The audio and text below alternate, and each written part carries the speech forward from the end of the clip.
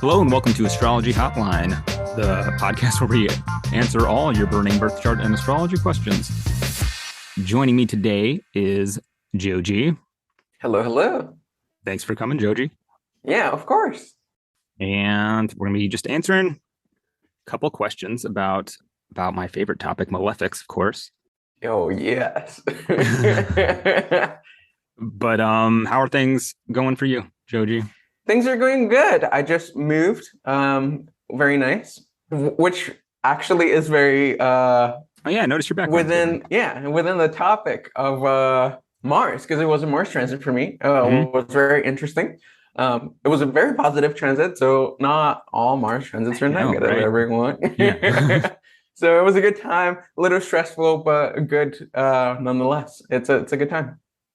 Yeah, I developed this complicated relationship with Mars, but it's also gotten simple in its complexity where I'm like, I do my little prayer to Mars every Tuesday, sometimes on the hour of Mars on other days. And just like to give Mars the benefit of the doubt, Right. like he might fuck some shit up, but it's usually tends to be productive stuff for me overall, or just major events that are not always of the severing and cutting nature. And I think that we were on Twitter the other day talking about this. I posted a little meme of malefics ruling the good houses and how that sometimes can be such an interesting dynamic. Yeah. Oh yeah. Well, I rely on Mars for probably the most important areas of my life. So, right. As much as I sort of, man the battlements and stuff when Mars comes around, I'm also often pleasantly surprised by the positive things Mars brings as well. So, can't write off the bad guy. Just try to respect Mars, Yes. We'll probably get into that as we start our first question. Do you want to dive in? Yeah, of course. Let's go. All right. So our first question comes from Becca, and Becca writes, I've been into astrology for a long time now, and my group of friends usually look to me to give them answers about their birth charts and transits that are coming up. I've always preferred giving advice over trying to predict the future, but since I started studying traditional astrology more, I'm having a harder time knowing what to tell people when I see a hard transit coming up. So hoping for some tips on working with Mars specifically. I have a friend with Mars and Gemini in the 4th house who has a rocky relationship with her family. And with the Mars retrograde coming up, I'm worried about what that could mean for her. What are some ways someone might prepare for a difficult Mars transit or a difficult Mars placement? Yeah, that is a good question. And that Mars retrograde for sure has a lot of people thinking. Oh, yeah. Yeah.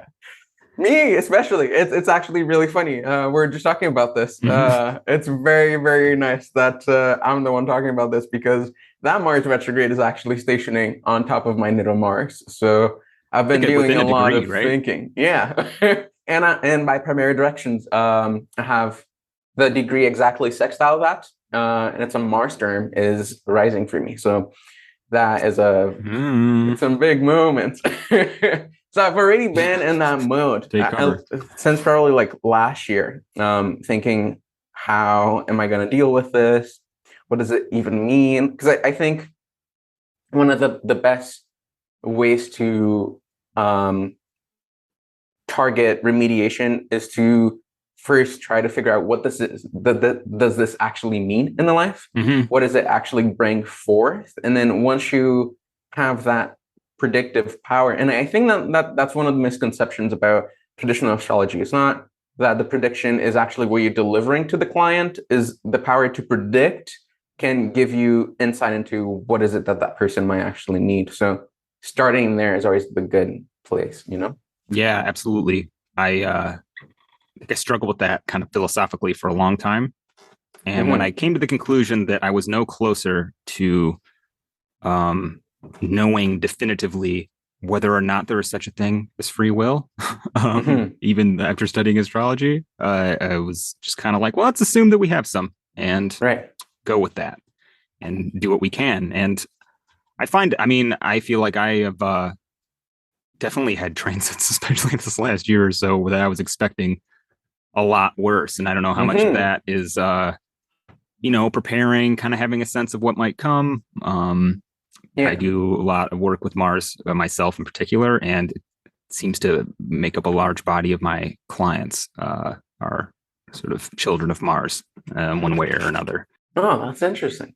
Yeah, I get a lot of Mars people. I don't get a lot of Mars people at really? all. What kind of I people get do you all get? the Jupiters and Venuses. Oh, boring. It is boring. Yeah, give me some problems to Right? work with.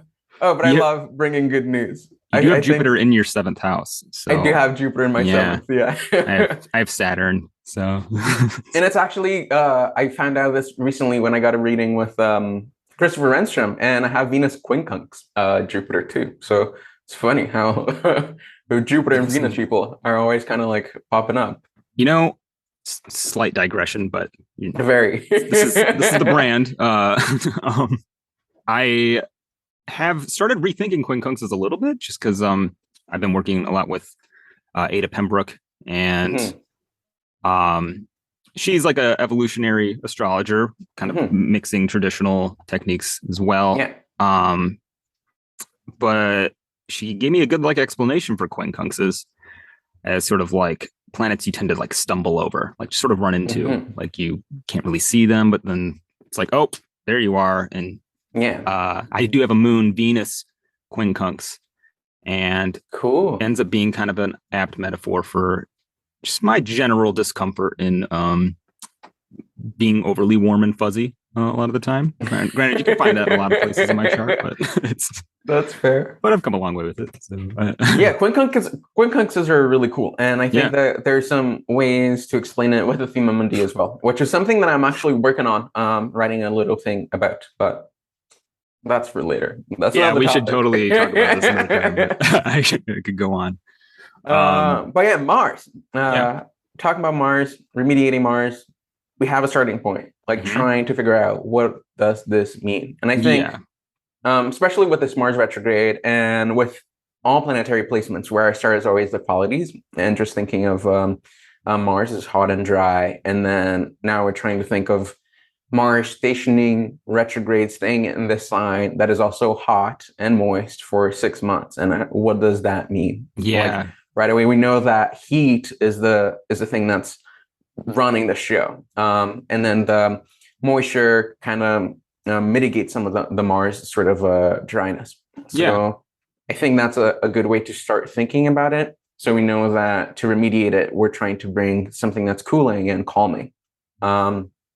And I think that's the biggest mistake a lot of people do when thinking about remediation, especially with the malefics, is that, oh yes, I have a Mars issue, then let's do Mars things. And that's not always the case. Sometimes you actually want to avoid doing Mars things, or you want to do things that are complementary to that. And I think that Mars in Gemini is actually a really good case of having to not do martial things, but try to bring a little bit of Venus, perhaps, to bring a little bit more of the cooling effect. And even maybe because it will be trine Saturn this whole time, we can even lean on a little bit of Saturn as well.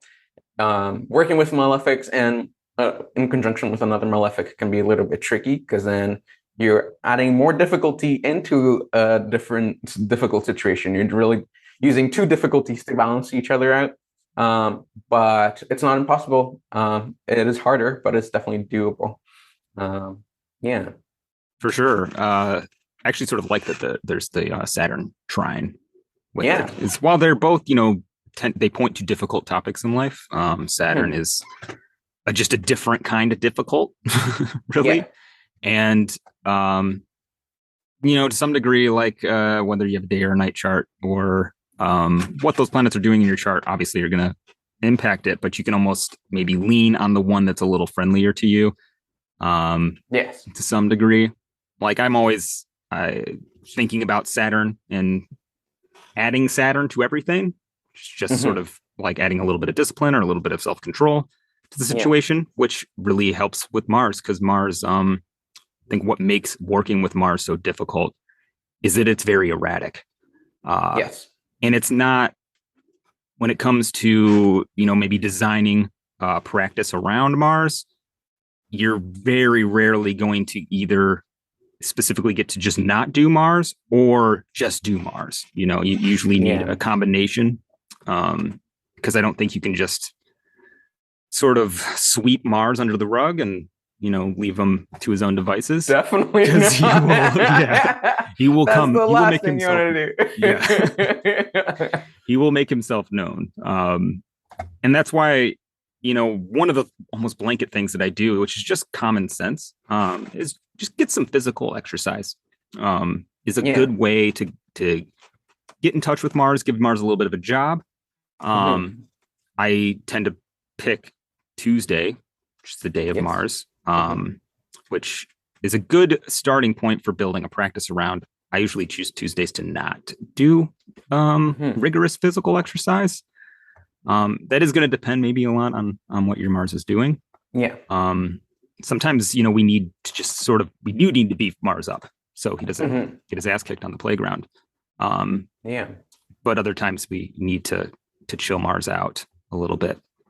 Because, and it's no, sorry. He'll wreak havoc if you give him too much power. I got too excited. No. Go for it. But that's such a good point too, because if we're trying to think about Mars and remediating Mars, and what that means is that we're trying to get to a temperate Mars as closely as we want. And what that means is really we want Mars in Scorpio. Because Mars in its own home in a nocturnal sign that has the opposite qualities that it has. Mars is hot and dry. Scorpio is cool and moist. So it really balances Mars out. So whenever we're trying to do anything to remediate, we're always trying to get as close to that Mars in Scorpio as we want. And that might not be, in this example, like with Gemini, it might not be as accessible because Gemini, Scorpio don't have too much in common, but they do have that level of moisture. So one of the things that we can sort of think about is what are the moist qualities, or the qualities that are inviting and promote togetherness and union of Scorpio that are also present in Gemini, and how can we play with those two sort of things. And who knows, maybe there's a planet in Scorpio at that time that you can also tap into. I believe, Scorpio is a tough spot right now. Because of all the eclipses, and I was trying to think about the Mars retrograde, and I don't think that there's much to work with Scorpio there, but just that idea of coolness and only attacking, or only I guess charging forth when the time is right. I think that's what Scorpio is really good at. And with Gemini, thinking about the excess heat is that it will tend towards more of the explosive side of Mars, of like, this is what I'm thinking, I'm right. This is the right way of doing it. No questions asked. But even just having that awareness that those things are more in the air, whether that's you doing that, me, I have Mars natally Gemini, I'm more likely to be the person that's like, no, I'm the right one. And I need to argue right now. But sometimes it can be someone else. And either way, just having that awareness that that's something that's there, it allows you to then be like, okay, we're thinking Scorpio here. This is the moment. let's just wait until it's the right time. And then maybe it is that you're right, and you're trying to, you're waiting for the right opportunity to really deliver that message, or it is that you're wrong and you really just need the time to realize that you're wrong and course correct. So that waiting, I think, is a good way of thinking about working with Mars throughout this Mars retrograde. Absolutely, yeah. I do like that, thinking about like Mars and Scorpio specifically, because that is kind of the archetype of Mars. I think for me that I'm always shooting for. Mars and Capricorn to a large degree too. But Mars and Scorpio, how it might differ maybe from like Mars and Gemini is the ability to like stay the course on something. Yeah. Mars and Scorpio typically, well, we say typically because it's rare that you get like a totally perfect, unafflicted Mars and Scorpio even, but Mars and Scorpio is good at actually like acknowledging defeat. Sort of around this, it's part of the symbolism of Scorpio is this idea of fall, life retreating to some degree, but returning, coming back with lessons kind of learned, returning from the dead, if you will. Yeah. That's why you can't really defeat Mars and Scorpio. You can beat them, but like they will always come back. And that is maybe Mars and Gemini might have a little harder time with like staying power, or just committing to a battle. Actually have a really good example of a Mars and Gemini who actually was a very accomplished military commander, Charles XII, who I always love talking about, but won't get too much into his story, but actually an excellent military strategist and tactician. He's actually all about just going on the attack and overwhelming the opponent, attacking them on multiple ends, and just being so overwhelmingly offensive that the enemy just had nothing, just couldn't respond to it. So that fits to me a lot with Mars and Gemini, but that's also it's like you can use that, but you can also you want to be wary of maybe that being the kind of Mars that will come. 100%. So you don't always know if it's going to be all you or all someone else. It's usually, it's usually a mixture. But I think thinking about that, it's good to think about that in both roles, because then you have a really holistic understanding of what that means. Because if you are that person trying to overwhelm your enemies, then I guess the thing to think about is what could go wrong by doing that, about exerting all of my energy into one move. What could I miss? And then on the other flip side is that if you are the person being overwhelmed by, how is it that you can protect your surroundings and also have a plan, like a plan B in case things get really sour, I think is really good. Because one of the things that Mars and Gemini excels at is really that quick wit of just like thinking in the moment really quickly. And that's where the heat really shines. But then we also have to be careful to not use that heat and the impulsiveness in times where it's not necessary or where it's not even invited. Yeah. I always like to think of when a Mars transit is coming, a big one, like a retrograde. Just in general, is like you want to almost baby-proof that area of life a little bit, like add some those little like bumpers on the corners of your desks, stuff just that, like some padding, some extra pads around stuff there, because there's gonna be a little bit of a ruckus there, and it's not necessarily like it may not be an especially negative one, but it's like you want to prepare the field of battle, right? You want to kind of get your defenses up, prepare for all the possibilities, and be ready to respond when things come. And you can usually look at Mars in your own chart to get maybe a sense of, how Mars will come to you in general, but then also sort of pair that with the transit. I think in the case of like Becca's friend, Mars in the fourth house, it's like you kind of already get a sense of, just by looking at her life, like, okay, relationship with the parents is already kind of rocky. So it may be a good idea to sort of lay the groundwork, like you were saying, almost have like an escape plan, like an alternative in case things don't work out. But sort of like to lay the ground, maybe prepare some padding, maybe sort of soften your parents up beforehand. But I think too, with thinking about Mars in a mutable sign too, is that it's not even that you need a plan B, is that you need a plan B, C, D, E, F, G. It's like multiple things going sour at the same time. And And one of the things that, as you were speaking, I was really thinking about is how in the astrology podcast, they've been doing the sign series, and one of the topics that always comes back is how the the sign that follows a particular sign remedies the previous one, and thinking about Cancer as a remedy to Gemini. And it's not that Cancer is fixed. It's not a fixed sign. It is not a thing that is inflexible. It's not that you're trying to stop doing multiple things at the same time, or stop considering multiple things at the same time and think of one.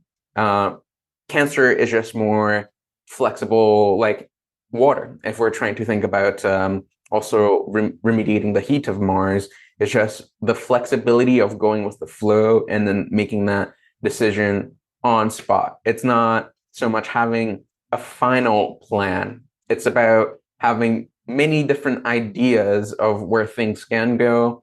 And then in the moment, when you have that big palette of different pathways and strategies that you can take, you just pick the one that makes the most sense and you kind of just go with it.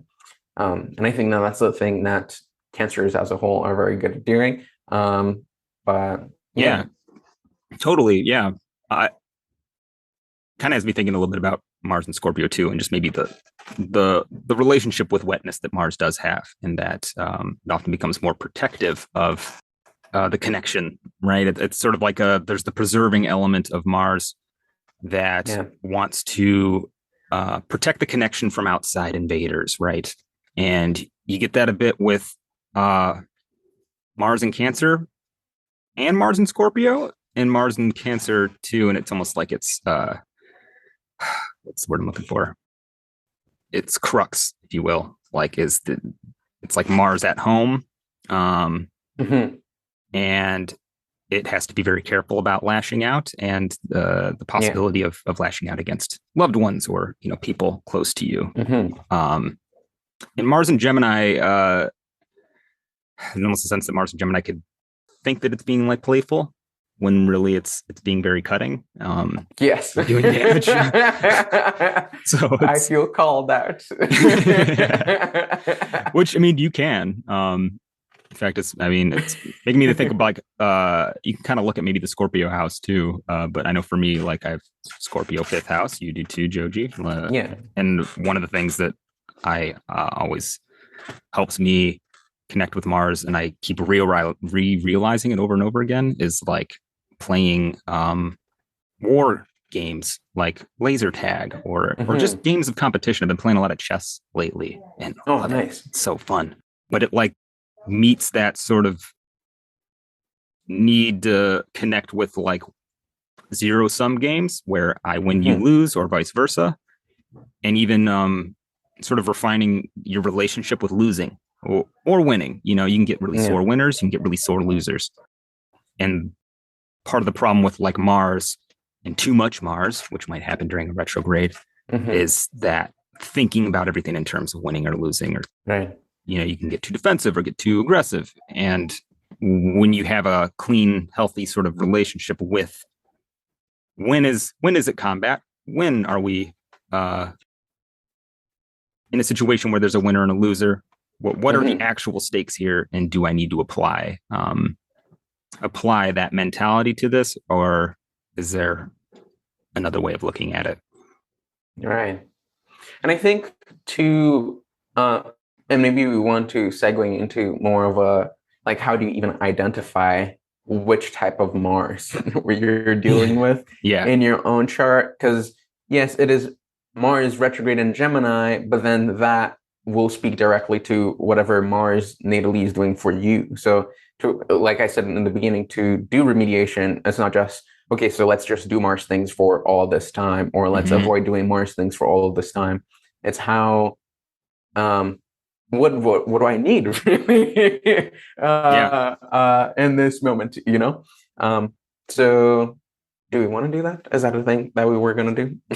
Yeah, we can go into that a bit. I feel like that's a huge topic that I don't know if we can tackle it entirely. Yeah, I just don't know if there are more questions about Mars and we want to look at different questions, or if we would like to do a little bit of like a rules of thumb sort of thing.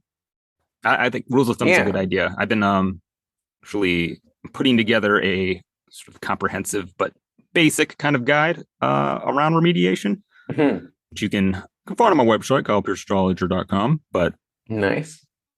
I think it is good to be able to get a sense of like what your Mars is doing. And yeah, Mhm. what are some of the things that you look for sort of initially? Maybe like what's your top three? Um, I guess top one would be, is this a day or a night chart? Mm-hmm. Because right away that tells a lot of different things about Mars. And not just like Mars is the worst planet for a day chart. It's also depending on which sign Mars is, and all these other things all depend on day and night. And we can get a lot more nuance Mm-hmm. that way. So just identifying if you're born during the day and then Mars having the potential to be more troublesome, but not always being more troublesome. And same thing with the night, um, Mars being more beneficial and but not always being more beneficial. It really also depends in the second category, I think, is that I always look is what houses Mars rules, Mm-hmm. because even let's say you're in a night chart and Mars is more beneficial, and you're thinking that, okay, so because Mars is more beneficial for me, I want to boost that Mars. But let's say Mars rules your 12th house. Yeah. You probably wouldn't want to boost that Mars because it could lead to some other complications to do with the 12th house. So, I guess some sort of like issues with excessive anger, especially not really wanting to interact with people because out of anger and things like that. So I guess my top two would be Yeah. house system. And I think the third would be, where is Mars natally for this person, and what aspects does Mars have?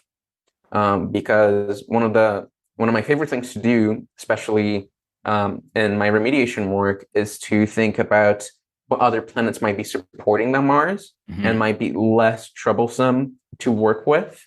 That by boosting them, you could actually help Mars. And I think that's almost always the safest option. That actually is a good point, and it makes me think about Venus actually, and how Venus is Mhm. traditionally and just kind of intuitively the planet that is uh, best at smoothing out Mars, or at least repairing Mars's Yeah. damage, because that is what Venus does, is Mhm. smooth over and mend, harmonize, and find a Mhm. chord, create a chord. But I also think about music a lot, and how Yes. music, the was it music soothes the savage beast, right? Mhm. And how much I end up using music, not even like consciously, I think, for a long time, as sort of remediation, maybe. But like I'll listen to, especially on, I listen in general. I can't even say that I do it on a specific day that much, but I like listen to a lot of metal, but like I like it to be, good sounding. Like I don't like, it to be too trudgy or like Mhm. dissonant. Like I like good harmonious, Yeah. Marsy sort of music. And that's like a nice way to approach it, is just, you can beef up Venus a little bit and help smooth Mars out. I think just Yeah. that way, like, because you're sort of counteracting a little bit. Venus is also good at like seeing, the good in people and just sort of meeting them where they are. But you can't do all Venus all the time. Sometimes you have to meet fire with fire. So Yes.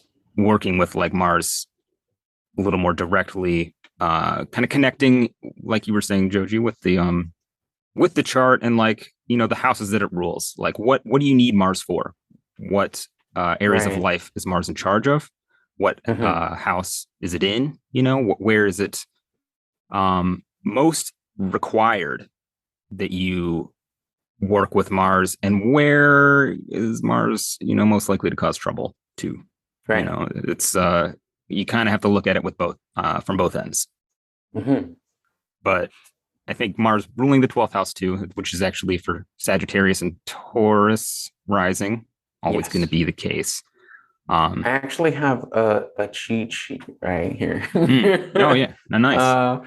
Of like the signs that definitely should not boost Mars. And Sagittarius, Virgo, and Taurus would be the three that I primarily would probably not go for boosting Mars. And sometimes even Scorpio, depending, because Mars rules the first, but it also rules the sixth. So, and even though they're ruled by the same planet, that's one of the things that you kind of have to be a little bit more careful with. But on the other hand, signs that could benefit from a little bit of boosting can be Cancer if it's a night chart, and Aquarius if also it's that's a tricky one, but that is Aquarius is a more tricky one. But yes, we can definitely go with a night chart as well. And I was also going to say a different thing about, because you were talking about using Venus as a remediatory planet for Mars. But I think another one that might be really good, especially since we're talking about Mars and Gemini primarily, is the moon, because of that, what we already talked about with Cancer, but also the moon being the luminary of the night, which is the sect that Mars belongs to, and the moon also being naturally cool and moist, and having those sort of counteracting qualities to it as well. And one of the things that I always think about is movement and dance when I think about the moon, and how those can be really good to get just the Mars juices out. And especially thinking about Mars and Gemini, because of the hands, I think of drumming and really listening to a lot more percussive music, or actually performing along with percussive instruments. Even going to drum circles, I think, are also very useful in that sense, because it not only is talking about Mars, but like the idea of slapping the drum with your hands, it's like Mars and Gemini, but also a drumming circle, people are coming to be united as like a family, all drumming along together. And that to me really speaks of the lunar way of channeling, or of soothing some of those Mars drives and impulses too. Absolutely. I always think about, because I read about war all the time because it's my hobby. But like armies, always traditionally, or historically, for most of human history, when you wanted to get a group of dudes together to fight, you had a band, you had a drummer, or whatever other mobile instrument that your culture tended to use. You would bring that with the army, because it you can organize the march around it. It also boosts morale, and you can signal to the rest of the army, and organize and signal, and get the army pumped up. But you don't want to, like with an army, you don't want to just throw a mob at your enemy. You want to decide when you attack. You want to decide where you attack. You want to decide which part of your army you send at what time. Right. And music was like the critical tool for doing that. And it just, it makes sense to me. I don't know, like music is like how you temper Mars in a lot of ways. Like it's, if you're feeling like really feeling a little tight, getting a little angry, you can play some music to help sort of redirect the energy. I love dancing too. Dancing was something that like I had a big hang up about personally for a long time. But then when I started dancing, I was like, wow, this is great. Right? I don't know why I haven't been doing this. Oh man, that's funny. One other thing too that I was thinking about, oh man, it escaped my mind now. What was it? Mars, Gemini. Oh yes, and one of the things that I've also been thinking about is that Yes, the retrograde comes in a little bit later, but we're getting Mars and Gemini very, very soon. Yeah. So it starts in September, end of August, I think. And as we're starting with this Mars in Gemini, we actually have Mercury in Libra, and we also have that Saturn in Aquarius. And it's very interesting to have that grand trine between those three. And but even more interesting when you consider that Mercury is also going to retrograde in Libra and go back into Virgo. So we have that Mercury Libra, Mars Gemini, Saturn in Aquarius for quite a little bit of time until we basically get to that retrograde. And I think that this is actually a really good opportunity to start those sort of activities and really start to think about what sort of routines and what sort of strategies you're going to take as this transit progresses, because it is a grand trine in air, and it's all about thinking and getting organized and sorting through your ideas, but also it's Mercury in Libra. And with Mercury in Libra, we're talking about music and harmony and all those things. I always think of like, what sort of strategies can we come up with to harmonize and establish a system where we can all like work with our differences and with our struggles together. I think Mercury in Libra can be really good at that. So taking this time, like early September, to start those activities would probably be the best, because then by the time you get to the actual retrograde, they're already more established, and you get a little bit of that Saturn in Aquarius, like being dignified and about to station direct, to really bring in some of the diligence that you'll need to remediate Mars for 6 months. That's quite a long time to remediate, even though there are some exercises that will take years. Yeah. This is probably like one of the shorter, but yeah, I hope that makes sense. Yeah. No, that makes perfect sense. Actually, sort of thinking about it in terms of like Mercury's gonna be in like a Venus ruled sign and then kind of switch over to its sign of exaltation, right? And it's like both have like their own way of sort of being helpful, I think, to Mars. Granted, Mercury's gonna get a square from Mars. Yeah, but not very tightly. It will be like super far, and then Mercury will go back into Libra right away. But it's sort of like you can add a combination of maybe sweet talking Mars a little bit, and also getting Mars to like think things through, slow down, or applying that Mars energy to like an intellectual task of some kind in a more productive way. But writing for me and Mars don't always mix so well. But I know that actually a lot of like authors and stuff will have like Mars. I've seen it a lot, Mars and Gemini specifically with authors, with authors, writers in general, because there is the pen is my sword kind of approach that. Yeah. I was also doing some research to get ready for this, and I saw one of the repeating sort of like motifs with Mars and Gemini, or like Mars and Mercury together, is the idea of persecution and like really like fighting to prove that you're guilty, sort of thing.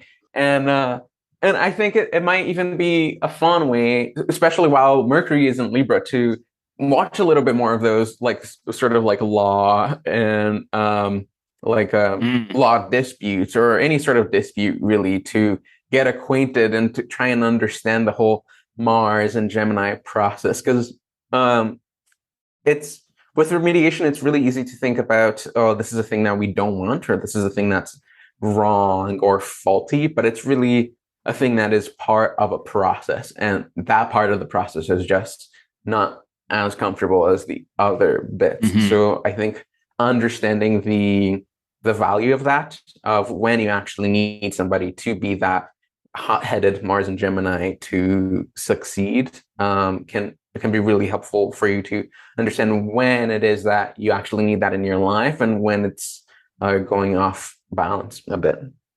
Totally, yeah. the idea is like you don't want to eradicate Mars because you need Mars. Yeah. It has a role in your chart, has rules houses, but it's also like part of the system, and you need that part of the system. It serves a purpose. Yeah. One thing that can be a generally easy thing too is gemstones. Yeah. Again, you want to be careful about gemstones. You don't want to juice up the planet too much, Yes. and so it might vary a little bit what kind of stone you go for. But I do tend to like hematite for Mars overall. In most cases, it's not a bad stone to wear because it has that more of that protective quality, as opposed to like bloodstone or something that might inflame yeah. You like bloodstone? Bloodstone. I was just finding this out. I just found this out yesterday. Not for Mars, actually, it was for the sun.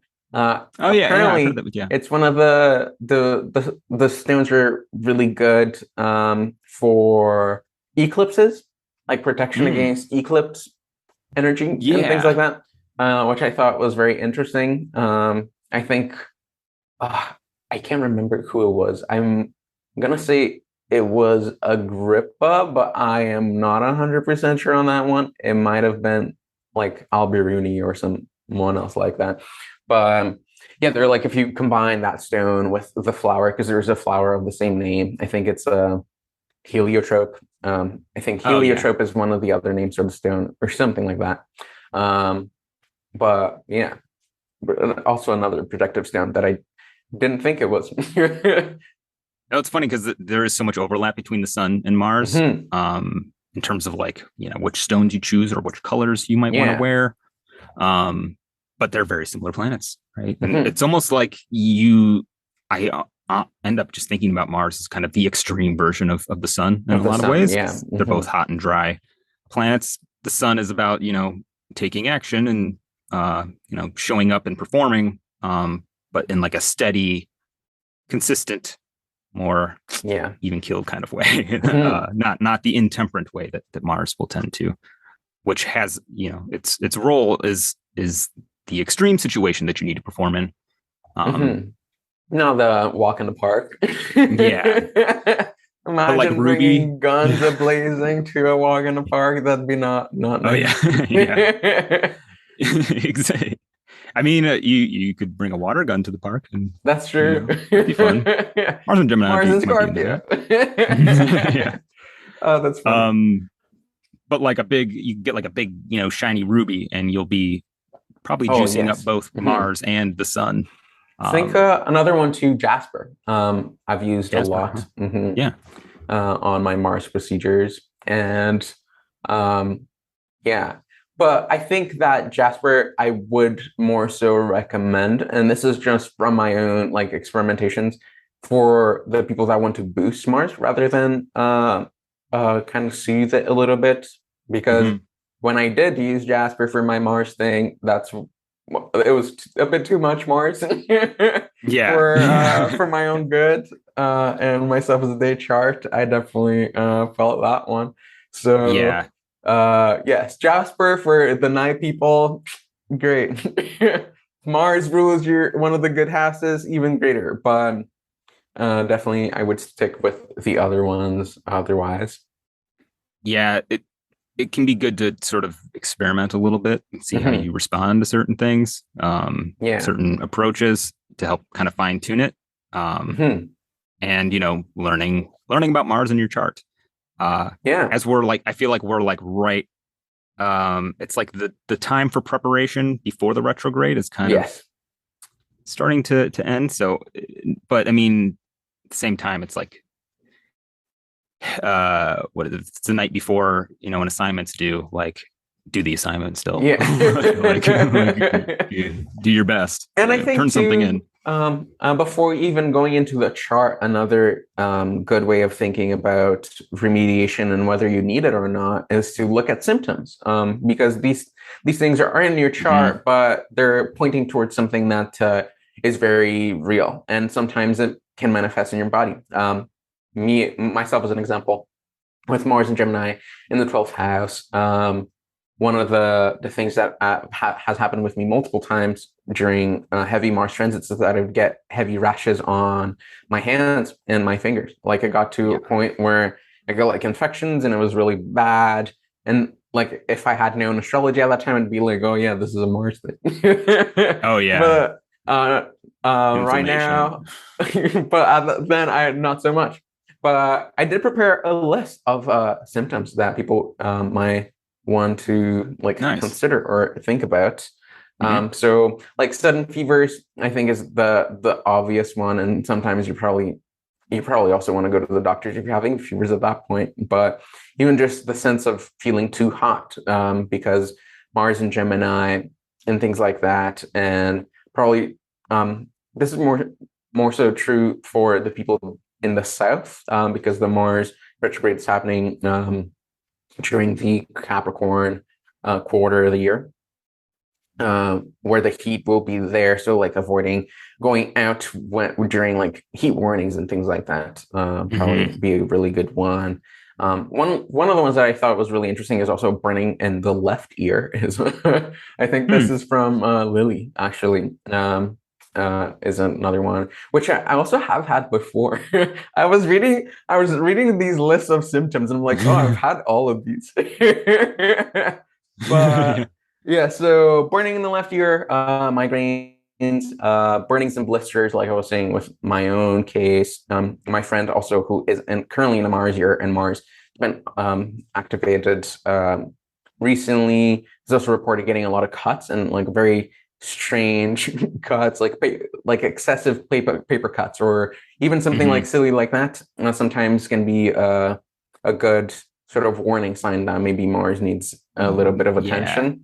It's good, yeah. Also, anger bursts might be a thing that is very martial and very easy to notice, and restlessness and manic episodes. And I think when we're thinking about manic episodes, it's hard to really notice in the moment. But if someone is telling you, hey, like you're having some strange ideas lately, maybe listen to them. And I think these come from Alberuni too. He says uncontrollable sex drive and itchy genitals are also another symptoms of Mars issues. So pay attention to those. And of course, the bodily ones, if you're feeling them, you should also go to the doctor. Go to a doctor, yeah. You know, what's funny, those are all really good examples. And actually, I'm thinking about, for me, when I was getting into astrology, I was like, oh, whoa, that explains this a lot. Because I had like really, and it didn't even show up till like I was a little bit older, like a little bit out of adolescence, like 19, 20. Because I could get really, really bad acne. And like inflammation is very much a Mars symptom. And I'll still get like flare-ups like around Mars transits. And then before I got into astrology, I discovered a magical solution, which happens to be red in color, interestingly, but it is azathioxanthin, which is cool. I can't pronounce it, but if you do have this particular Mars problem with acne, take this stuff, azathioxanthin. It's one of the most potent antioxidants in the world. It's derived from fish, and it's like red in color. But it'll if you give it like a few months, it will like basically prevent the oxidation of your sebum. Nice. And I saw a lot of dermatologists that could not give me answers. But just as a tip, as you know, sometimes herbal remedies can be, or just intuitive kind of natural remedies can be an okay route to go. But just see a doctor first too. Yeah. If you're dealing with literal health problems. See a professional. Don't just go to Google. Oh yeah. You'll probably break yourself out too. Yeah, and even if like the herbal medicine and the astrology, the medical astrology is more of the thing that you're looking for, and don't want to go to like a doctor, like a Western doctor. There are professional medical astrologers that you can go to, who are also regular doctors and have studied both. So these are probably the people that you want to go to if you have any of these symptoms and anything like that. Not just listen to me and Google, you know. Yeah. Yeah. But I mean, it's good to pair it. You can pair these things, Of course. you know. And it's a good warning sign too. Like, okay, I have a sense, you know, what's very intemperate in my life or my character that might point to a Mars problem of some kind. Yeah. I think one other thing too might be of like, well, it depends. I think with the Mars retrogrades, I think it's probably best to be on the avoidant side rather than boosting Mars, because retrogrades, for those who don't know, the planet is already closer to Earth. So it's already very much here. So to boost that, I don't know if we need that. So tempering would be a really good one. And one of the things that I also like to do for remediation, because these are things that are so easy to implement in your like day to day, is also flavors and foods and different things like that, and just taking things out and adding things into your diet can really make a difference. We're talking about how lunar things and Venusian things, because they have that cooling and moisturizing effect, can be a little bit of a help to Mars. So you can even just think about things that are cool and moist and that you like a nice bowl of ice cream. Can go a long way during a Mars transit. Like if you've ever been very angry and you had a bowl of ice cream, I can promise you will be a lot less angry. Yeah, you can soothe cool it down. No, totally. Actually, that's a good one. Actually, ice cream. Just eat some ice cream. Yeah, eat some ice cream. You want to punch a wall? Don't. Yeah. Eat ice cream instead. Yeah, pick your battles too. Like, no, you know, I think it's not a bad take. It's like, yes, there are times when you do have to stand and fight for something. And, you know, you do that if you have to, but lean on the side of, do I need to do this? Do I need to get into this conflict? Because you're sort of more likely to be in for more if you a long one step into it. Yeah, it's not going to be 6 months of argument. Out. Do you really want to do that? Yeah. But yeah, hopefully that's at least a good starting point. Oh, but no, sorry, you go on. I was thinking we might want to move on to our next question here shortly. Oh, but sorry. Yeah. Any final thoughts? No. Questions. I could talk about this for hours. I just wanted to say about adding foods, and yes, ice cream and cooling things like watermelons and fruits are very like juicy and cooling, but also to avoid one of the more obvious ones is spicy things, and even just avoid eating hot foods very often, like soups and things like that, and really go more towards like having more smoothies and like very like light and like I guess very not moist is not the word that I'm looking for, but very juicy, sort of like think of cucumbers and like nice veggies and things like that, you know. Oh yeah, which is like moon foods. No, it's funny because I love spicy food, and I tend to be indiscriminate about when I consume spicy food. And I have been working on like finding like when the right times are for me to have spicy food. Mars honestly has one of the best foods, because I was just looking at the list. I'm like, garlic and ginger and onion. Yeah. What do you mean? I know. What am I gonna eat then? Yeah. No spice, bland ass food. Salt and pepper only. Not even pepper, I guess.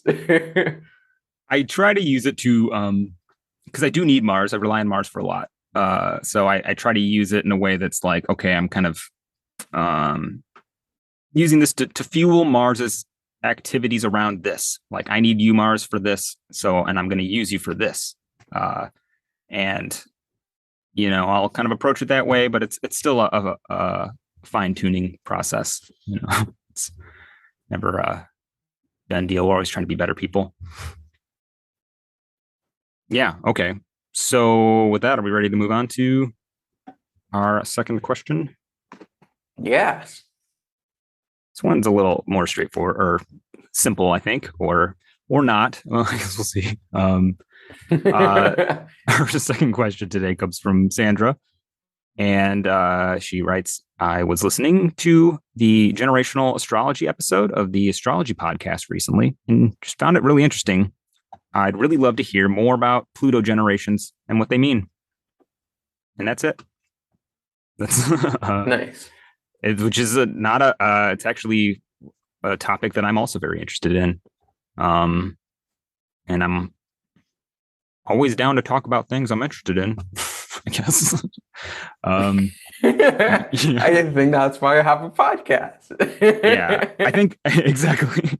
I appreciate this question because it's sort of like letting us run loose on a topic. Yes. So just for the record, listeners, if you ever feel like posing a question that way, super okay with that. Just know that you'll get what you're asking for and more. Oh man. But if anyone follows me on Twitter, they probably already know that when it comes to outer planets, I don't use them and I don't specialize in them, but I sure do love talking about them. I mean, I feel like you're working. I don't know. I feel like I've noticed you like you're trying to flesh it out, I think. And I'm always doing that with the outer planets. And that's kind of what I love about them is that they are kind of fully mapped out territory. Yes. And there's still a lot of room for new discoveries and maybe just new ways of thinking about it. I like that sort of having kind of your solid, well-established kind of planets, and then your outer planets that are like, oh, what are these? Like still sort of Right. Being fine-tuned. I enjoy that process a lot. And a lot of great work's been done on it. And I guess for my purposes, I do use the outer planets, but I do tend to use them in this kind of generational context. Not that they're not personal or don't speak to your personal experience, but just in kind of terms of how you fit into maybe a generational theme or pattern. Right. There's a lot that's useful about that perspective, about that way of approaching it. Yeah. For me, outer planets right now are very much in that conceptual sort of phase of trying to understand, like, what is this? What does this mean that it exists? And what is the difference between the inner planets and the outer planets? And I guess when I say the inner planets, in the sense I'm really talking about the visible planets versus invisible planets. Because as much as I would like to put outer planets in their own sort of little corner, I feel like as a concept, any invisible astral body kind of fits into that same sort of like category of we don't see it, it still moves, still exists. Then it has to mean something in one way or another. And as I like to identify myself as a very hardcore animist, and for me to say that to say that I'm an animist and to also say that asteroids and outer planets mean nothing and are nothing would be very contradictory. So for me, one of the ways that I'm trying to wrap my brain around these outer planets, and I guess I'll keep this explanation exclusive to Uranus, Neptune, and Pluto, and the rest can come later, but is that they're planets, but they're more speaking about humanity as a whole, like the human, the human archetype, not the humans. Yeah. And that to me, that brings to me a lot of interesting thoughts, because one of the things is that does that mean that eventually we can get to a point where we can experience life as the human as opposed to the humans. Yeah. And if that's true, what does that mean for us? I almost picture us like a tiny little amoeba clumping together and moving in unison when Uranus becomes visible in the night sky. But yeah, I'm not sure. I'm not sure if I'm answering the question. I'm just going on off on outer planet ramblings. But I mean, I think that kind of was the question, or it's not even as much a question as just an invitation to to refine maybe the topic of Pluto. And it's as it relates, I think Pluto in general, but as it relates maybe to that I guess generational component or that yeah. which I like I feel like you're hitting on a lot of the way I tend to think about it, or especially lately, because like Pluto, we'll say, it does seem to have a way of showing up in a sign and kind of polarizing that sign, sort of like warping it a little bit, sort of like turning up the volume really high on one part of that sign and maybe down on another part. It's like the sort of toxic waste metaphor where you get, like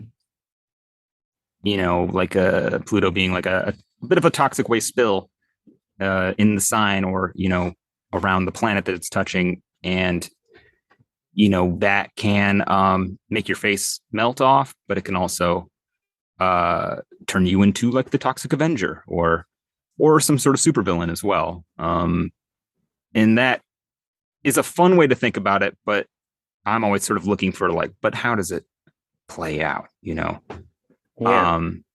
And I always tend to start with like Pluto and Cancer because that's what it was in when we discovered it, right? It was Cancer. And I know like Alan White,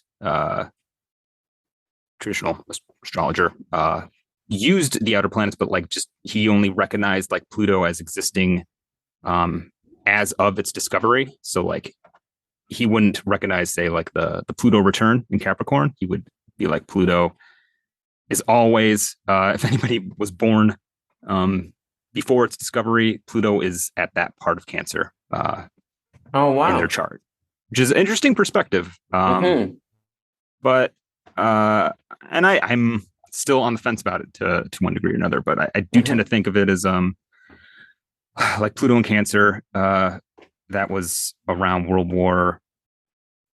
post World War One, into World War II.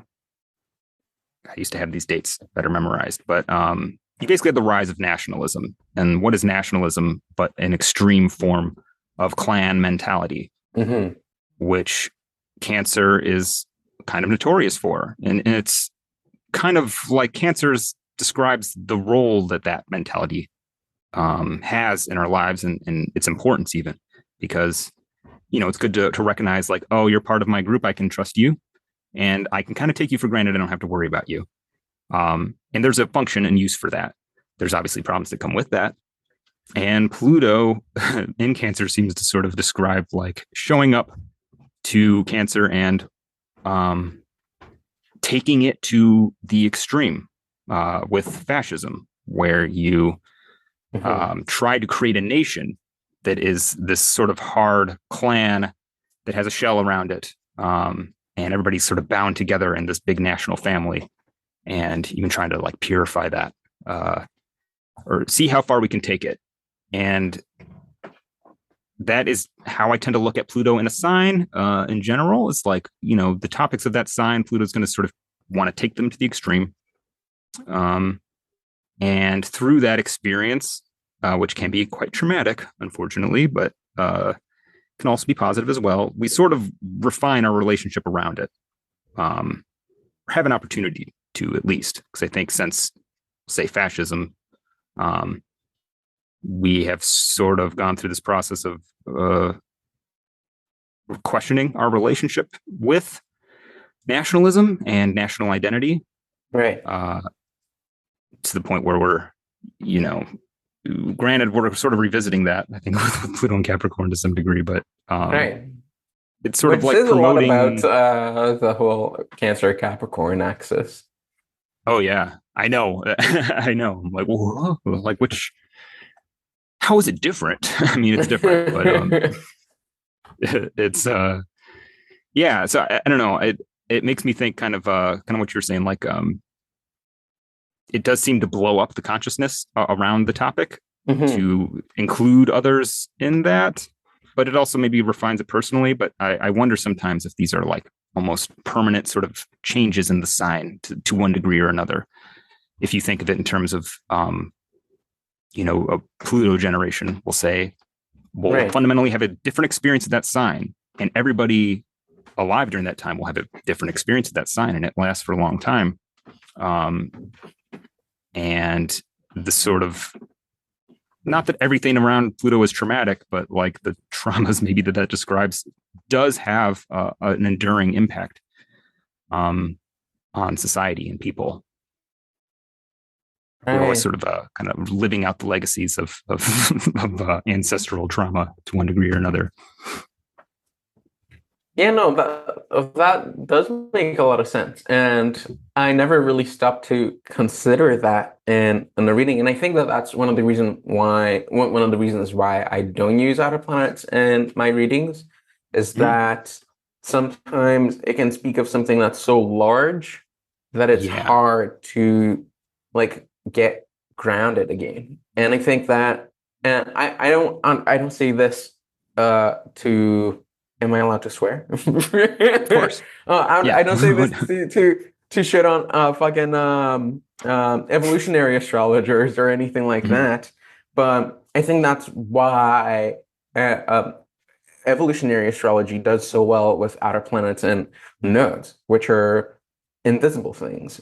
It's because Mhm. they primarily focus and speak on invisible forces of your psyche and your internal world and things like that. And I think astrology, as of, well, not as of late, but for the past little while, it had this really big sort of like focus. Like, what is the sole purpose? What is this big, big, big narrative that we're in? And Yeah. while I think that's very useful, I think without having the other planets to really ground that back in and try to understand, like, yes, that's the big picture, but Hmm. what about my breakfast this morning? Yeah. Like, what am I gonna have? Am I gonna have food for to last the whole Yeah. month? Those are two very different questions. Oh yeah. And I think both of them have a place, but I think that that's what the outer planets are still missing. And this is what I try to always do with my Twitter ramblings on outer planets is try to see how that big thing actually has a say in the smaller things in our day to Mhm. day. And I think there's many different ways of getting to that. But since we're talking about Mars, I think one of the ideas that I'm playing with to understand the outer planets is this idea of them being the gods of the gods in the same way that, um, and I can't even explain why we don't see them. It's because they're not for the human, they're for the Mhm. god. And the gods respond to them, and then in their response, they have to change how they then deliver what it is that they're supposed to deliver to us down here in the sublunarly sphere. So, thinking about outer planets being the gods of the gods, then I'm thinking which god prays to which god.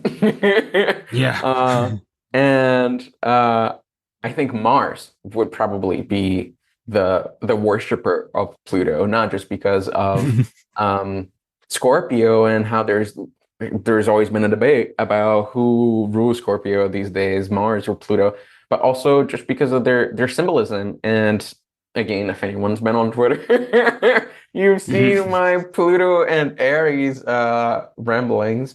Um, and I think just thinking about those how both Aries and Scorpio have a little bit to say about Pluto, maybe we can get um, into understanding the more mundane and day-to-day applications of these planets by then look by not by these planets, I guess my example here is Pluto.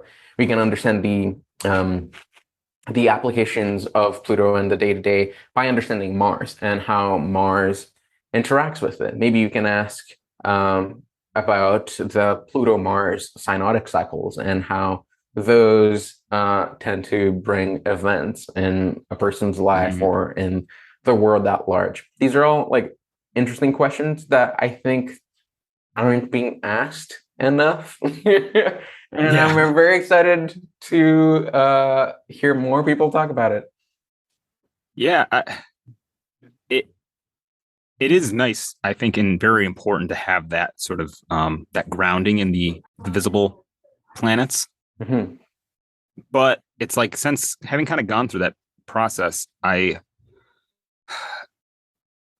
it's been sort of nice to find this like kind of comfortable place with my relationship with the outer planets. And even you mentioned evolutionary astrology, and that was probably like most people sort of like my introduction into astrology, not really knowing it was, evolutionary astrology. Having sort of come through sort of both ends of the rabbit hole a little bit, I feel like I get why that is important to have maybe that broader kind of generational perspective, even. It's because we want to fit ourselves not just into our own stories, but into the story of humanity, right? And like the longer human drama that sort of naturally has to come secondary to our our day-to-day actual lives. We don't want to get so caught up in that drama that we forget to live our own lives. But we also can get very much caught up in those cycles. You think of Pluto and Cancer generation, and even just how generational, the way that we lump generations tends to correspond very surprisingly neatly with Pluto cycles, and I mean Neptune and Uranus to another degree. But it's a digression. Where was I going with it? Shoot. If you were born during Pluto and Cancer, there was a good chance that your life got very much entwined with the rise of nationalism and the movements that were taking place. Not that we could like pin everything on Pluto. Obviously, Pluto, the sort of I like you're using the term, or just the idea of like the gods of the gods, kind of like they're the the visible planets are sort of answering to them in some way. I do tend to think of them as kind of I don't know if you're familiar with H.P. Lovecraft at all, but the great old ones, or the elder gods, like these gods that are very alien and kind of indifferent to human experience in a lot of ways, which is kind of terrifying. Not that they're malevolent. I love that explanation, actually. Because one of the things that I always have a hard time with outer planets is not having qualities and all sorts of other things to think of them about. Like we don't have like, oh, Pluto is cold and whatever. It's, if we really think about it, from Uranus onwards, everyone's gonna be cold and dry. So we don't have that. And to kind of go on what you said about them not really like caring or even like being able to relate to human affairs, is that those qualities are human. And for them to not even have those is like, they're really out there. And it's not really it's not for one person to understand this god or archetype. It's for like we're talking about, the generations and all of humanity to kind of come to terms with it. And I don't know, I guess it's easy for me to like stand on the fence between like being literally animistic and not more metaphorical. And because I guess it's gotten easy for me to like not need to make the distinction because there almost isn't one. But there sort of ways of building reality. But there is like that. The thing with the outer planets is, I guess, they do point to a tendency that humans have, that we do tend to take things as far as we can, and it's actually kind of how we evolve. And that sort of, this has kind of gotten me back in touch a little bit with the evolutionary perspective and why, they use Pluto so heavily, because it does seem to have this relationship with evolution. And evolution is a kind of an invisible thing. We don't see evolution happening. We see evidence of it over many, many generations. And, we can have a sort of personal evolution, but there's also this broader cycle that we fit into in different ways, and connecting with that can be really meaningful. Maybe one of the things I found interesting about the sort of idea of like Pluto generations and stuff is it does sort of connect you with, the time that you were born into, what's maybe unique about that experience. And that has its own meaning, even though it may not change, your life specifically. It does in a kind of a broader sense, Imagine I have a younger sister who is a Pluto in Sagittarius, and she's actually Sag rising too. And I like think about that with like her friend group and like just people her age. I'm just like interested in like, not even if I didn't have astrology as that sort of frame, still just interested in like the ways that they're different, or the ways that they think differently, the way that they approach things differently. And I'm curious because you do have Pluto and Sag, right? I do have Pluto and Sag at 0 degrees. I'm like a Caspy. Yeah, I think I am the first Pluto retrograde that doesn't leave Sagittarius. It's like it just stays there. I thought you were going to say I'm the first Pluto in Sagittarius, which I actually love to know who the first person born. That would be my Leo moon. I am the first one. Yeah. Oh man, but it's funny. They're actually trying, which is funny. But trying whole sign. But that's not important. Where was I going with this? Yes, I do have Pluto and Sag, and it's always an interesting thing because I don't really relate to my generation, I guess. It's it's one of those things that I always struggled with, and I think that it contributes a little bit to my outer planet dilemma, is that it's very, especially Pluto, like Neptune, Uranus, I have an easier time understanding and applying to my chart, but Pluto is one of those, and I'm like, I don't even feel part of this generation. This is very strange. But yeah, you are kind of like between, straddling the border.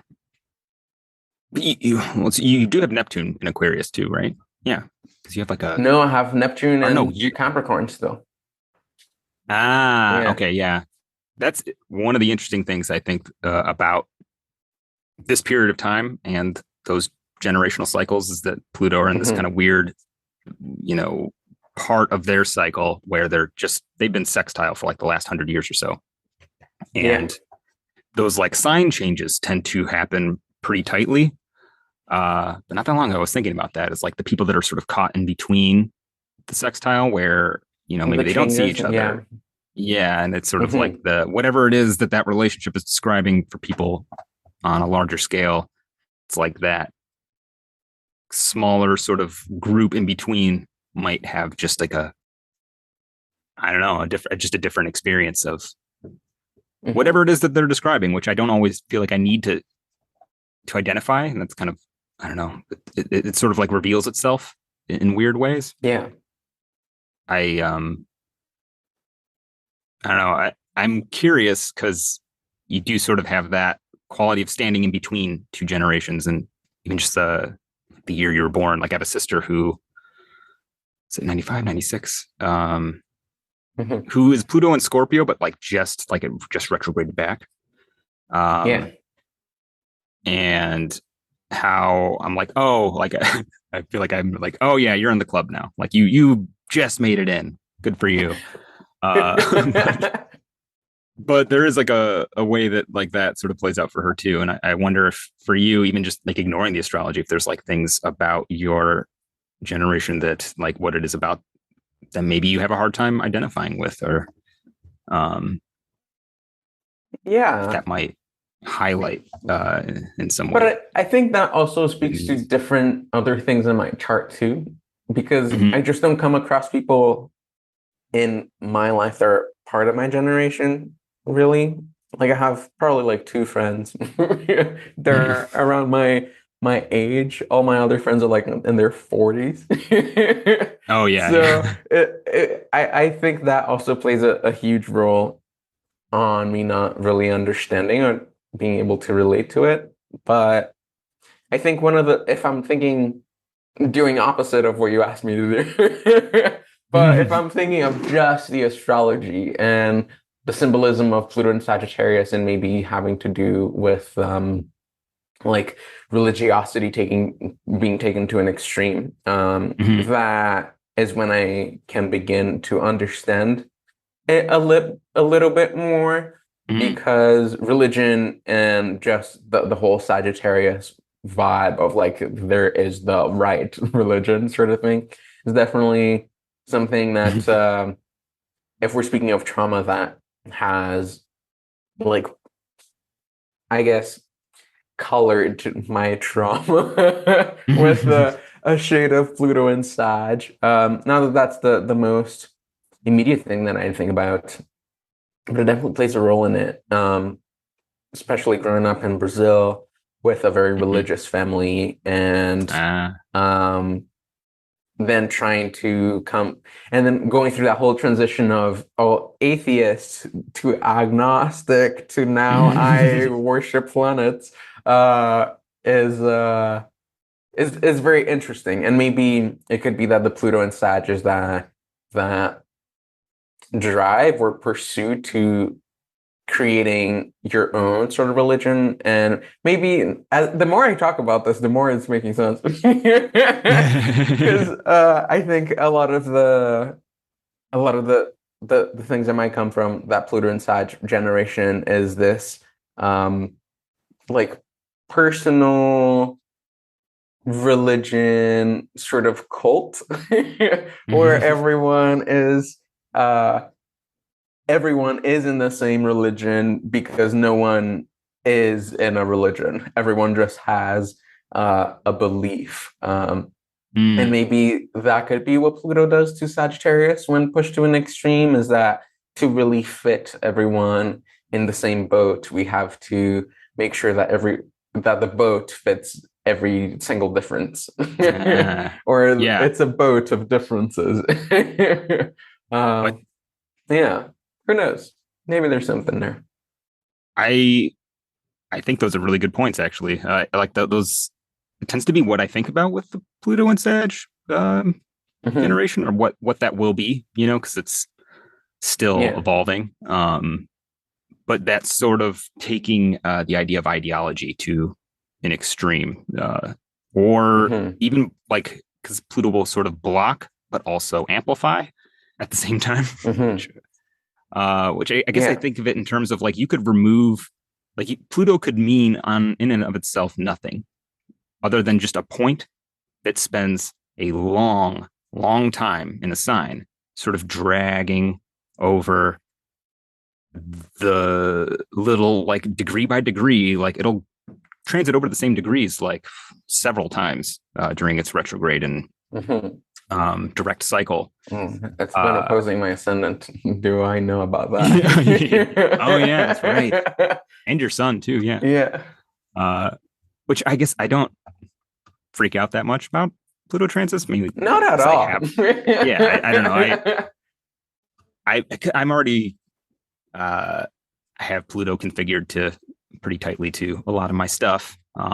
in hard aspects. So I guess I like, give me what you got, Pluto. Like I'm not afraid of you. But also, like, going on another tangent, but I think that this is one other thing that stops me from using outer planets is that not knowing when an outer planet transit is actually relevant. And it doesn't seem, because with the other planets, we have all sorts of systems to figure that out. But with the outer planets, it almost seems like it's this like hit or miss, like you just don't know Yeah. if it will be relevant or not, or maybe it is relevant, but because they're invisible, you just don't see the relevance of it immediately either. And that makes it really hard. Yeah, that makes it really hard to explain. And especially when clients come to me with like, oh, I have a Pluto transit and I'm worried about it. And I'm like, I don't know if you should be. Yeah, what's going on? You tell me. Just because, and it's not that it doesn't do anything. And sometimes people might misunderstand me when I go on these outer planet debates, is that I don't think Pluto doesn't do anything or the other outer planets don't do anything, but it just seems to be such a slower process that to worry about it is almost redundant, because it's just going to take so much time to pan out, and so many things have to happen in that process that it's much more useful to focus on those things that have to happen in that process than the big picture as a whole. Because I think if you have the foundation laid out very neatly, then whatever it is that Pluto transit or Uranus or Neptune or whatever is trying to do will be, I guess, not less impactful, but more supported. Yeah.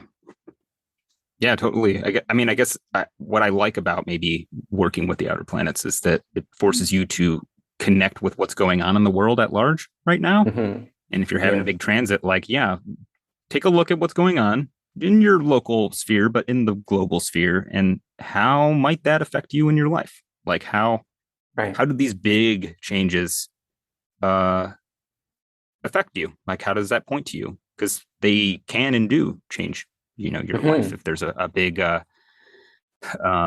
recession or something, you might lose your job, or, you might have to change jobs or change, your entire lifestyle and uproot and move somewhere else. Like those are the sorts of things that might happen. But it also might just, you might just be caught up in whatever it is that is being sort of worked through on a larger scale. Might be more or less meaningful to you. It's hard for me to like isolate Pluto on its own, because there's always something else going on, and like there's so many different ways that we can track these sort of generational cycles. But Pluto, because it's like the slowest moving point that we sort of use. I mean, I guess there are people who use Eris a lot. I have not. Some started doing that obsession necessarily yet. Yeah, I'm curious what people have to say. I guess, but at the same time, it's like I don't really know how to use it yet, so I can only put so much I do have a pet peeve about it. That's when the Mars and Gemini comes out. All right. I don't know. I think you hit on it a little bit. I do have to have this.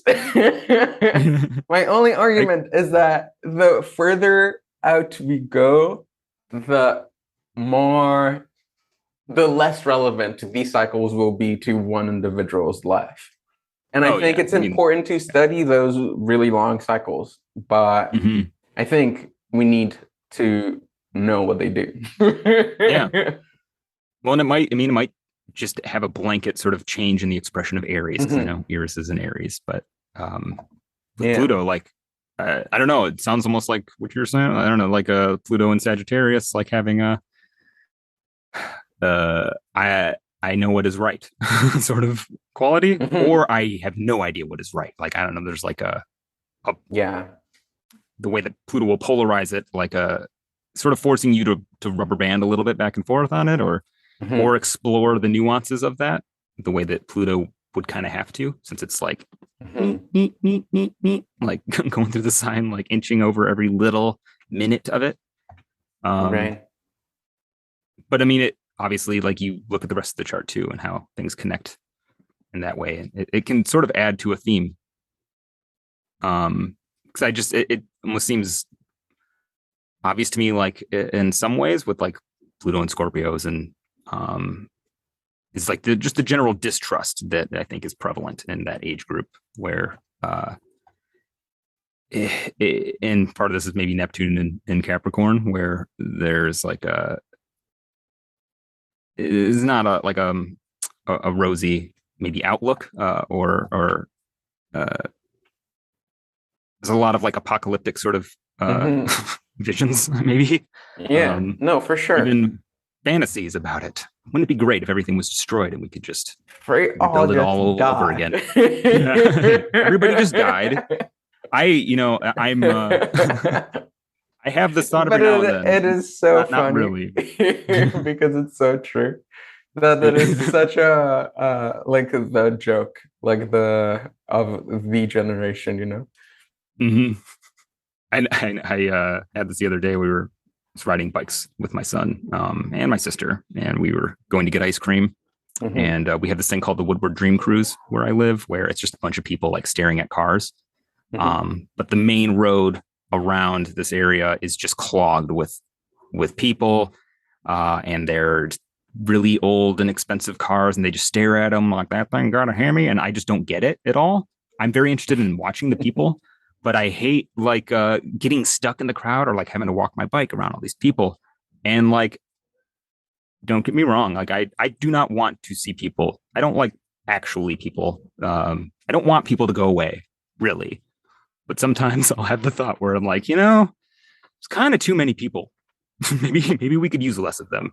Right. They could just kind of go away a little bit, or just spread out, or I don't know. I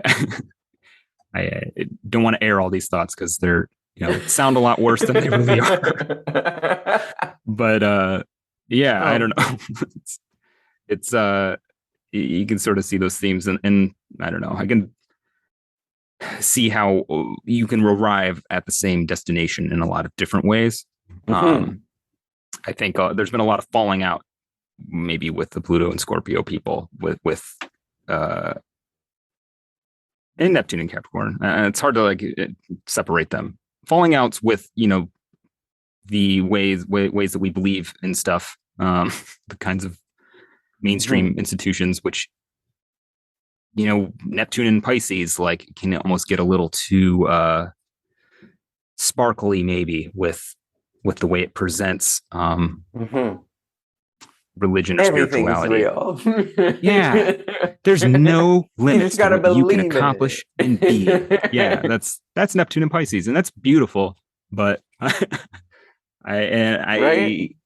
think that maybe the Neptune and Capricorn people, and maybe Pluto and Scorpio, are just kind of like, I don't know, not so sure about that. I would think Pluto and Sagittarius too, just from the disposition. Like, we need to codify this into some sort of one size fits all, maybe bake it all into a cookie. Actually, you've given me probably my favorite Pluto and Sagittarius analogy, or not Pluto and Sagittarius, just Sagittarius analogy, which is that cookie, that baking the cookie. Like I use that all the time and think about it in that way. Is that like Sagittarius, that's the cookie that everybody kind of wants to eat or be part of, but like you can't really.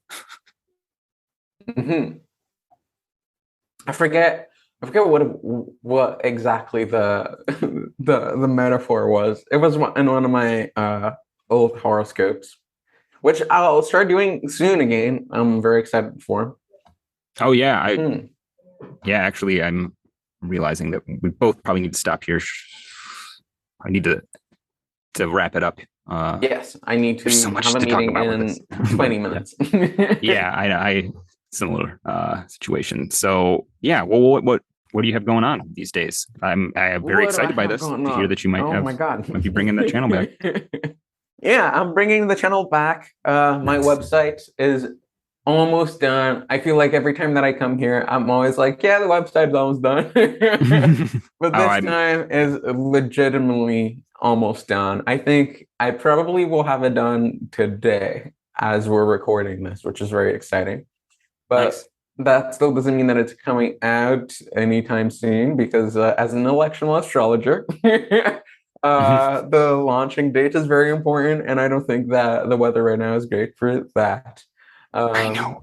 Right now. Mercury in Virgo is nice, but I don't think that's enough. I know. I'm running into a similar issue because I finally have like I wanted to launch a Patreon for the podcast. I like want to advertise and promote and stuff. And it will be out soon. I can't decide on an election for it. Yeah. Oh man. I'm so like I feel like maybe September. Because right now we're basically in the weeds until like 2023. Yeah. I mean, you sort of have to make do with what's available. Yeah, there's some bright moments like that Venus Cazimi in Libra. Oh yeah. Which will I was immediately looking followed, at I that think, one. by them switching signs, right? Yeah, immediately. That one's kind of an interesting, weird one. Not sure Yeah, how it's I feel about a it. very odd.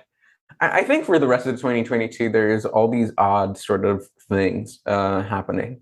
Yeah. Because right after, I know that we're digressing again, but right after we have that Mars retrograde in Gemini, we then have a Mercury retrograde in Capricorn, which I've been thinking a lot about. But yeah, all these sort of exchanges of things, whether it's signs or conjunctions or just having a thing in one sign and then continuing on that story on the following, it's interesting, but Yeah. not important right Yeah. now. I know you're tempting me. Did I tell you anything that I'm doing? Website is done. Things are coming. YouTube channel is coming back. I think that's pretty much all I'm up to. Oh yes, one thing that I do have to mention is that when my website comes out, which will be very soon, I will launch a special reading, which it's like a tier that is more affordable, but it helps my research work. And starting with lunar mentions. So soon you'll have very affordable lunar mentions reading available in my website. So please follow me on Twitter to know more about that. Very nice. I love that. I've actually been wanting to start incorporating those eventually. I feel like it's an area that I need to study more, but they are super interesting. I imagine any listeners who are going to be at ESAR might also be able to find you there. Oh yeah, that's right. I keep forgetting. Yeah, I mean, so if you guys are going to ESAR, I'll also be there this year with Astrology Hub. I don't know. I guess a lot of people know by now that I am part of the Astrology Hub team, but I'll be there this year representing, I think, I don't know if I'm allowed to say yet. Yeah. So I'm not gonna say it, but if you go there and you go look for Astrology Hub, you'll find Joji. That's guaranteed. Yeah. You'll be around. I will be around. Please talk to me. I love attention. Yeah, I sadly will not be there. Yes, I'm not very this bummed year. out. But Yeah, next year, hopefully. Oh yeah, I mean it's very high on my priority list. Just being a parent and stuff makes doing other things difficult. But maybe I'll be able to bring my spawn with me. Who knows? Keeping the astrology family business. Yeah. And then how you'll be able to find links in the show notes, but what's your Twitter? Oh yes. Twitter handle. My Twitter is Astro Boy with an I. and then Joe and G and all together. So Astro Boy Joe G. You'll find me, and my website is themercuryrising.com. Whoa. That was I like the way you did that. It was very like you just dropped like a bit of a verse there, like a little. Oh, did I? You were emphasizing the G in the. Oh, that's true. Oh, You'll hear I it. guess my musical background still exists. We still have to do. Speaking of music, we still have to do that astrological music episode. I know somebody needs to send in a question, or we can just do it. You know what? We can do whatever we want. It's your show. We're grown-ups. It's my show. I can do what I want. So start doing my own questions. What are you up to? Me, so much. Lots of things trying to get done at the same time, which I mean, I think they'll all emerge. I feel like the second I say set an expectation for like something being released or coming out at a specific time, it's like I run into obstacles to achieving that. So I'm reluctant to say definitively when you'll see all the different things, but still working on that Mars research article. Also working on remediation articles. I'm cooking up some courses, hopefully, here in the next several months. Because I like, as much as I like just talking and being listened to, I do actually like having interaction with the people that I'm listening to, or that I'm talking at. Yeah. But those, sort of as they come. There's a lot in the pipeline, but for the most part, you can, book a reading with me at Astrology.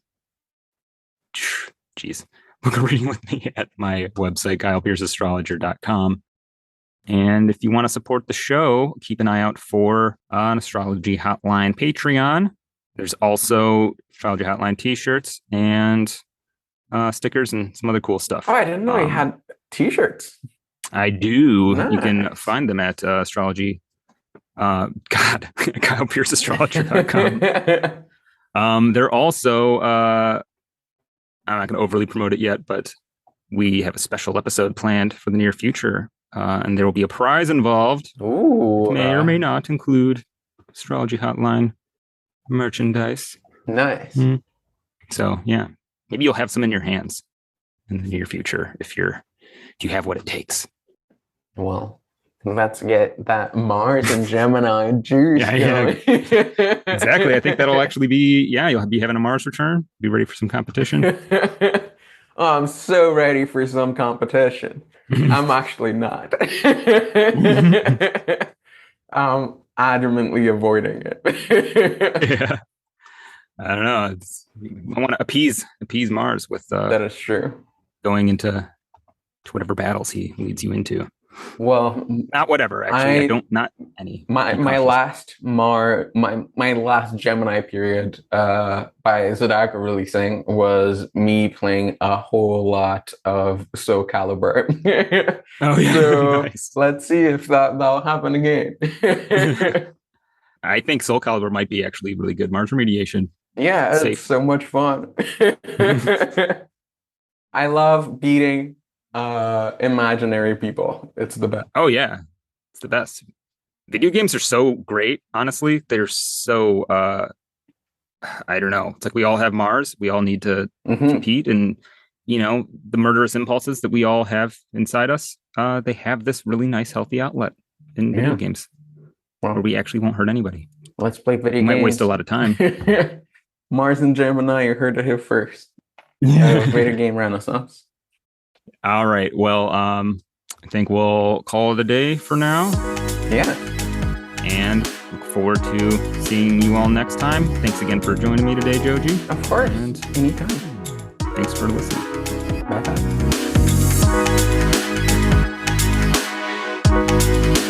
If you have a question you'd like to hear answered on Astrology Hotline, send us an email at astrologyhotlinepod@gmail.com.